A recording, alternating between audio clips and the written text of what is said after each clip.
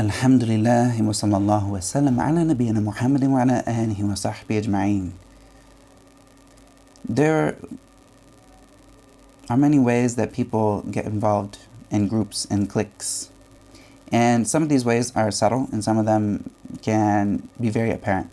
And when I was a Christian, way back in the day, I was involved in a certain church that was called First Baptist Church of Hammond, Indiana. And it was a church that was all-inclusive.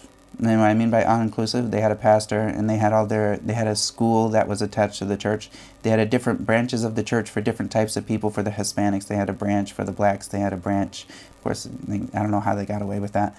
But and then they also had schools for everyone. So this person was stuck inside of their system, and all of their system was pretty much together. And if you got outside of this system, then you would pretty much be banned. And when I left the church, I pretty much got boycotted from everyone. No, I never heard it from like pretty much anybody. I don't hear anybody ever check up on me or anything.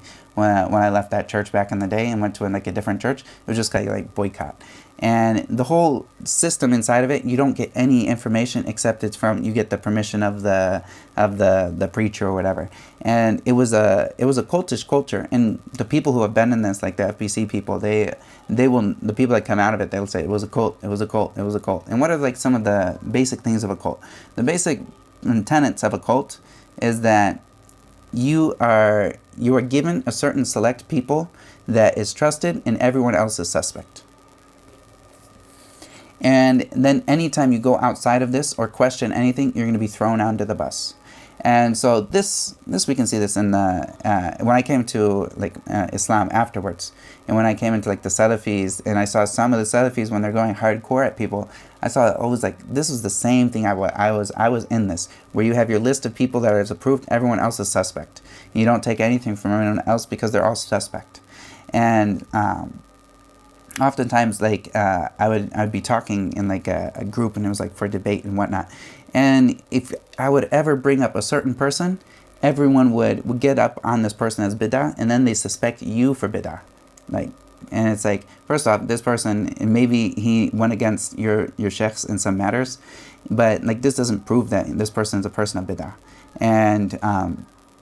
And this whole like little group of like creating a clique, and then anyone who's inside of the clique, they're in. Anyone who goes outside or goes out in even like the very minimal ways, then he should be shunned and hardcore and like treated hardcore. This is very wrong for someone to do, and this is a part of like cult culture, and like people cutting people off. Now the Salaf, they had a way of dealing with the people back in the day, where they would use this hajr, like this hajr, which is like leaving people and like cutting them off. And this was a type of like ta'deeb, like a type of like bringing people back to the sunnah that they would use. And the reason that this was like, what's the purpose of ta'deeb, and like what's the purpose of this ultimately? What's the main purpose? To bring this person back to the sunnah.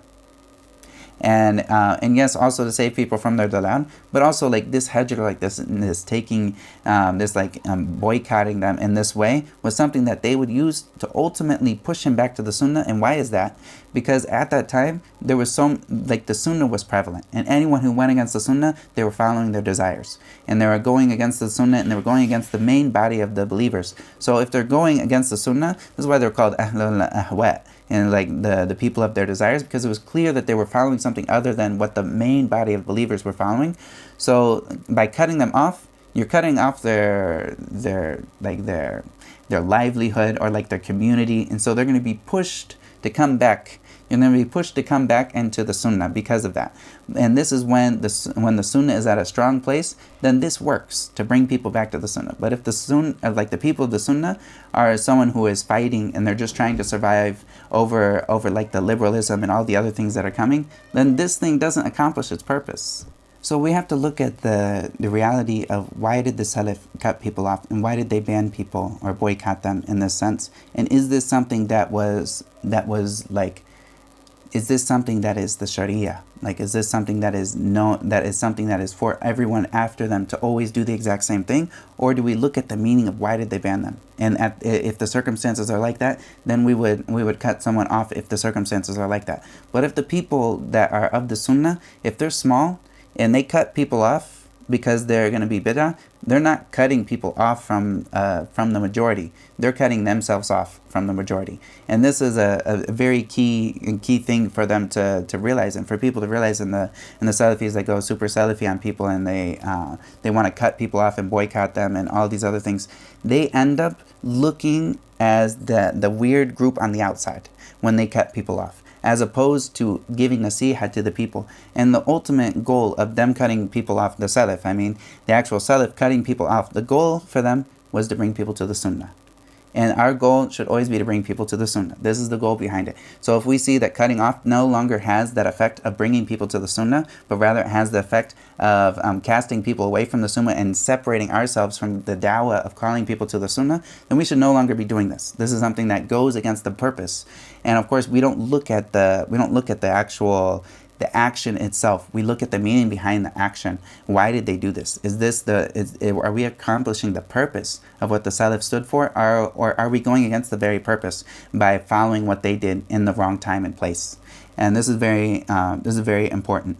And ultimately, the people that get really far into this like cultish culture, they end up suspecting everybody. There's nobody that comes up that they don't know, except that they suspect them for bid'ah. And this is a terrible thing. And ultimately, they will come into this false idea of ijma'. They'll think that there's consensus in an issue.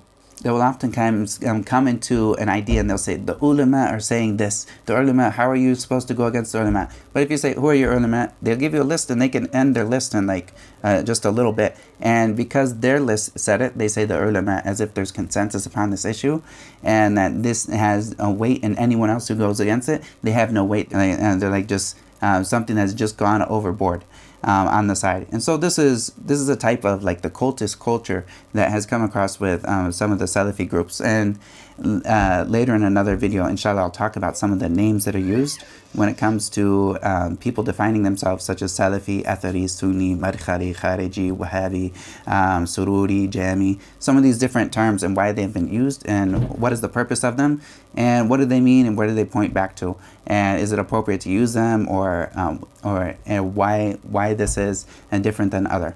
And Wallahu ta'ala a'lam bis-sawab. فلذلك فادع واستقم كما أمرت ولا تتبع أهواءهم وقل آمنت بما أنزل الله من كتاب وأمرت لأعدل بينكم الله ربنا وربكم لنا أعمالنا ولكم أعمالكم لا حجة بيننا وبينكم الله يجمع بيننا وإليه المصير.